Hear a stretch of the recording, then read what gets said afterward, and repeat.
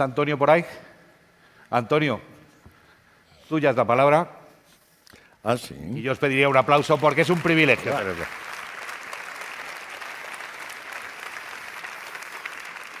Muchas gracias. Hola. Es mía la palabra.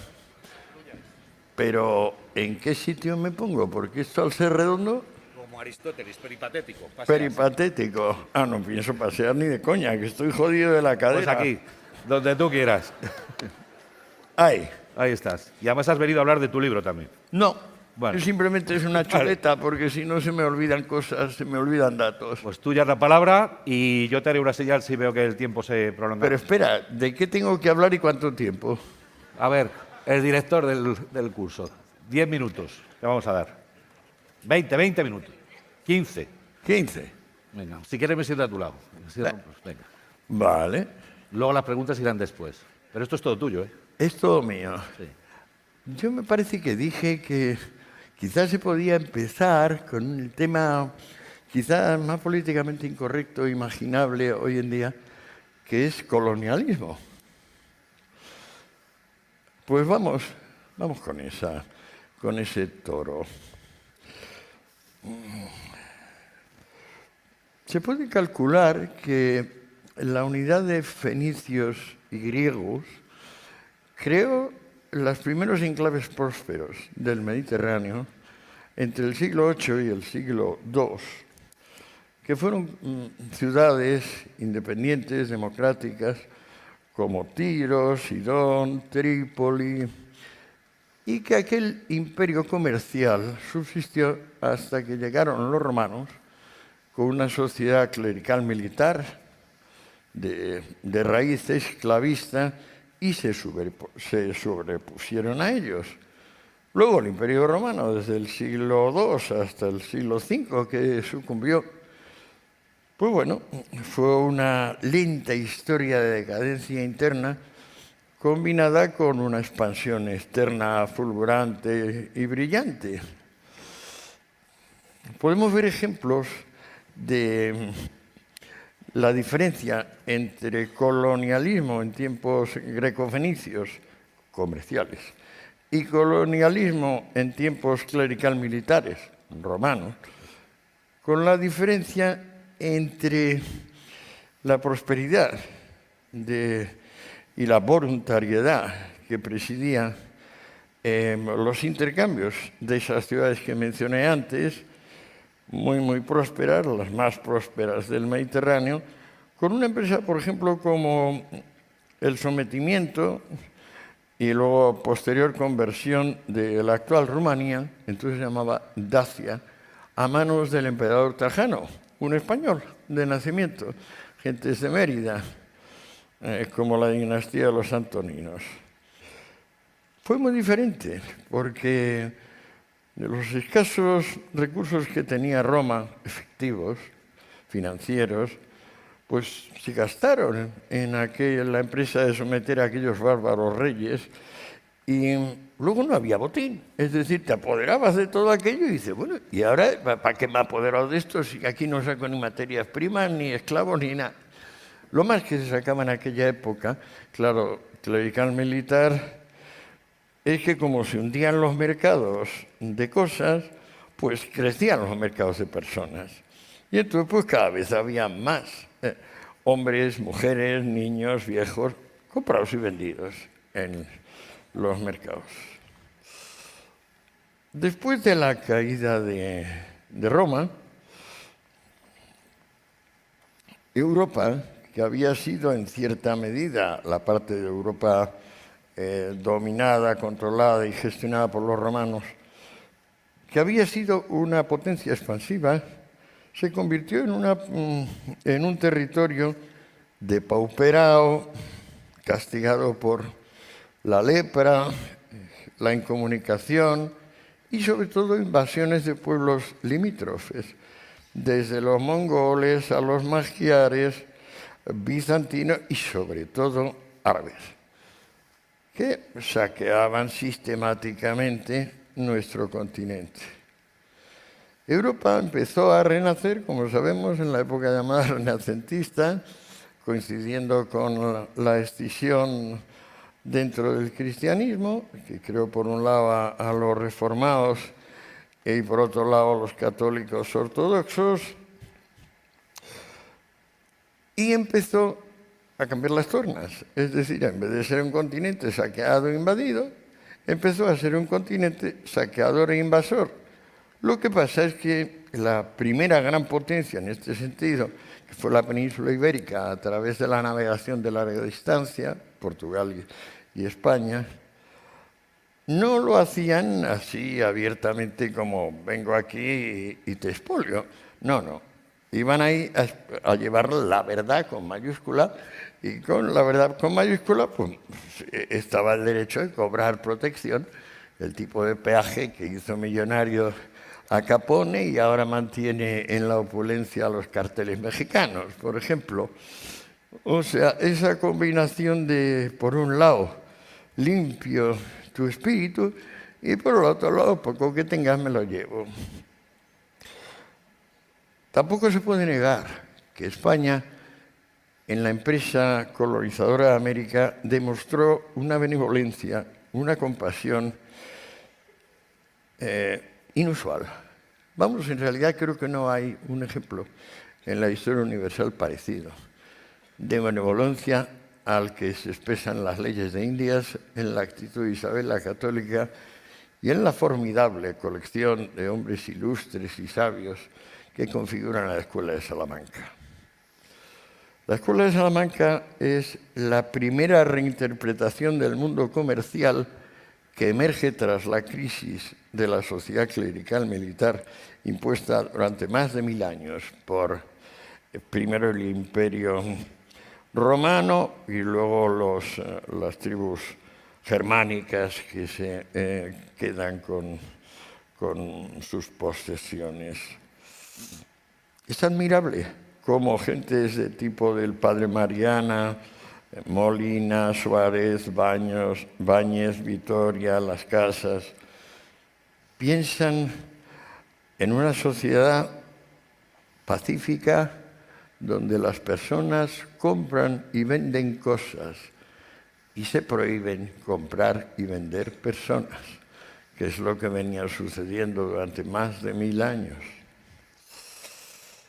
Luego, después de la industrialización, cuando se han puesto en práctica unos modelos alternativos de la colonización hispano-portuguesa, que es los franceses y sobre todo los holandeses y los ingleses, pues también se crea el tipo de colonia donde lo básico es el intercambio mercantil y las metrópolis, las potencias coloniales, no vienen a venderle a la gente la verdad, con mayúscula, sino que vienen a instalarles novedades y a traerse materias primas, que es lo que suelen tener los países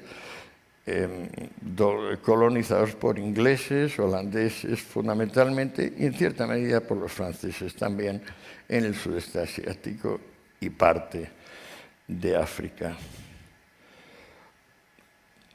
Cuando ya tras la industrialización se polarizó el mundo en una nueva variante que es la de los últimos y los primeros, los explotados y los explotadores, los buenos y los malos, pues entonces el colonialismo empezó a aparecer como el prototipo, la quinta esencia de lo que empezaba a odiarse, que se llamó capitalismo. La palabra capitalismo es bastante más reciente de lo que ustedes imaginan. En realidad, nombra la sociedad que surge de tecnificar y sistematizar la innovación, frente a la anterior, que lo que hace es tecnificar y sistematizar la coerción, la presión sobre los demás, el terror, la censura, la ortodoxia. Bueno, entonces, a partir de entonces, colonial es otra forma como de infernal, de corrupto, satánico, miserable, ladrón, asesino. Y en esas andamos todavía en parte. Sobre todo porque después de plantearse ya claramente el conflicto entre capitalistas y comunistas, termina la Segunda Guerra Mundial y nos encontramos con tres mundos. Uno, llamado primer mundo, pero en realidad más típicamente comprensible como Occidente, los valores de Occidente. Un segundo mundo, que es el de la Unión Soviética, sus satélites, y la China, que acaba de hacerse comunista, empieza a hacerse comunista desde el 49, cuando ya gana oficialmente Mao, y que prácticamente tiene como la mitad de la población mundial, y un tercer mundo, llamado no alineado, pero en realidad más que alineado y súper pringao, con el poco de dinero, pero sobre todo el mucho de armamento que pasan los rusos y luego los chinos. Y ahí se juega la gran batalla de la descolonización desde los años 50 hasta aproximadamente finales de los 60. Pero en realidad se prolonga hasta casi el 85-89, que es cuando se va el gran contingente cubano, llegó a ser más de 50.000 hombres, armados hasta los dientes, que estuvieron montando, pero mucha caña, en Angola, Mozambique y Etiopía, entre otras zonas de África. ¿Qué cundió en aquella época? ¿Qué se pensó que iba a acontecer? Pues que en el momento en que adquirieran la independencia, todos esos países, pues instalarían última tecnología y sin tener ningún problema más, pues se pondrían a la cabeza económica del mundo y todo iba a ir fenomenal. Entonces, por ejemplo, para un hombre como Sartre, que tú mencionabas antes, los superhombres del planeta tenían nombre propio. Uno se llamaba Patricio Lumumba y el otro se llamaba Ernesto Che Guevara.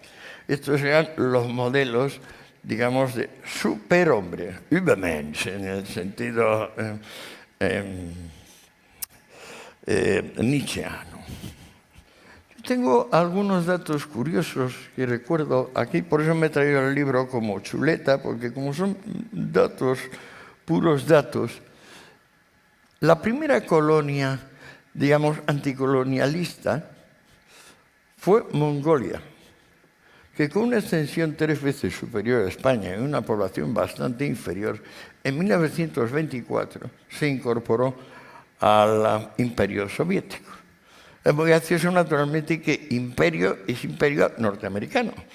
Los rusos no tienen imperio, no, ¿qué va? No, ni los zares son imperio, ni Putin es imperio, ni fue imperio durante 80 años la Unión Soviética. No. Eso es colaboración, cooperación, y todo el mundo tiene ahí derecho a entrar y salir cuando sea, no hay injerencias, nada. Es una cosa tipo, pues eso, como ahora Maduro, por ejemplo, que puede ser una de las últimas manifestaciones del fenómeno.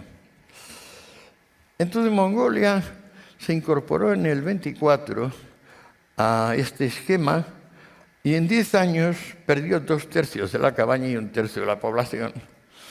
Eso en términos genéricos. Vamos a ver aquí. En Yalta, Stalin prometió que el principio de autodeterminación y el principio de no injerencia lo cumpliría estrictamente la URSS. Y es lo que, por ejemplo, reclama actualmente Maduro, que nadie ingiera y que se deje la autodeterminación de las soberanías nacionales. Bien, no necesito recordarles lo que pasó con toda la Europa soviética, que en vez de poder acceder al Plan Marshall, que enriqueció brutalmente a Europa Occidental, empobreció brutalmente a Europa Oriental con ese engendro llamado Comecon. ¿Qué es lo que finalmente olvidó desde Marx a Maduro? Que la diferencia entre acumulación real y acumulación imaginaria. O sea, si se crea o no capital. ¿Cómo se crea capital? Pues mire ustedes, así, resumiendo a lo bestia, significa que entre el proceso de creación de un bien y el proceso de consumo de ese mismo bien, se van produciendo en las cientos ilimitados o millares de mediaciones que separan la producción y el consumo, se van produciendo superávits, pero no superávits abstractos, sino superávits reinvertidos en el propio proceso del que hablamos. Allí donde, en vez de una sociedad comercial, hay una sociedad clerical militar, los superávits son absorbidos siempre en censura y policía. Una y otra vez. De modo que la acumulación es una y otra vez imaginaria. ¿Qué es lo que nos dijeron del colonialismo Sartre y su discípulo Fanon?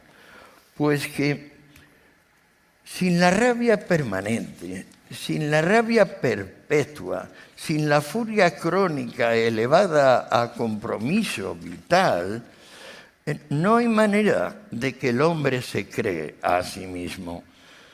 El hombre necesita un círculo cerrado, textual Sartre, un círculo cerrado de odio y venganza para resurgir.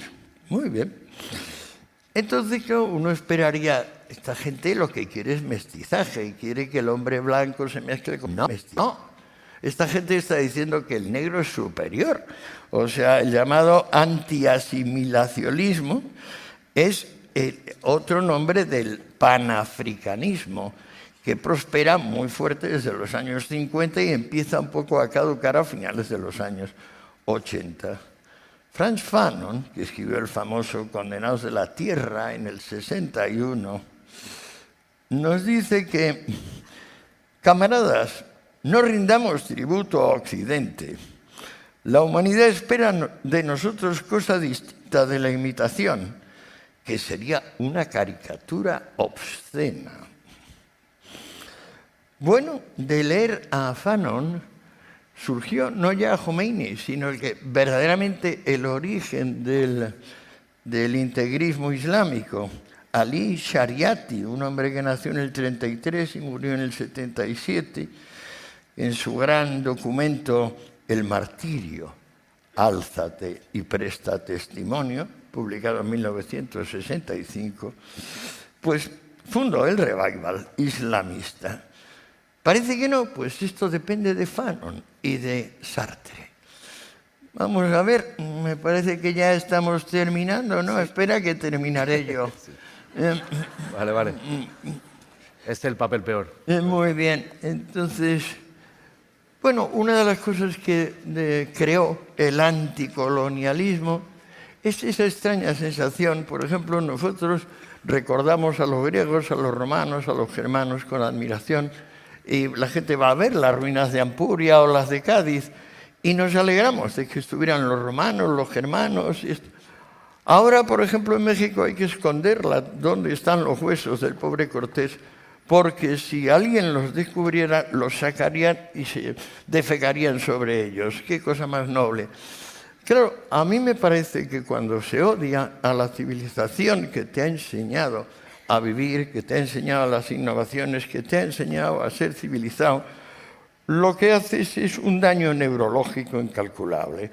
Y que en el futuro lo único que cabe, que se puede esperar de eso, pues es tratamiento, pues eso, como para Alzheimer o para Parkinsonismo, porque estas pobres gentes se han sumido en una autodestrucción que es el odio, el rencor, la ignorancia, y encima todo eso como justicia. Fernando.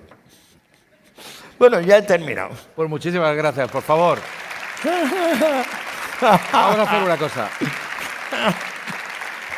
Ha sido un caudal de conceptos enorme y además bastante heterodoxo, por otra parte.